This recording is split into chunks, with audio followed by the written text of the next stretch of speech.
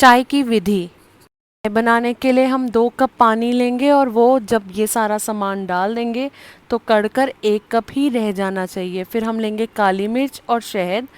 काली मिर्च के हम 2-3 दाने ही लेंगे और शहद हम चाय बनने के बाद डालेंगे। फिर हम लेंगे बड़ी इलायची, वो भी 1/4, 1 चुटकी अजवाइन, और उसके बाद हम डालेंगे 1 छोटी इलायची जिसकी तासीर ठंडी होती है तो गर्म चाय के लिए अच्छी होगी।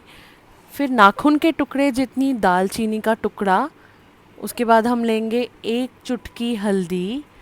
उसके बाद हम लेंगे आधा चम्मच कद्दूकस किया हुआ अदरक, जिंजर। उसके बाद हम 2 पत्ते उसके अंदर तुलसी के डालेंगे और हमारी ये चाय तैयार हो जाएगी।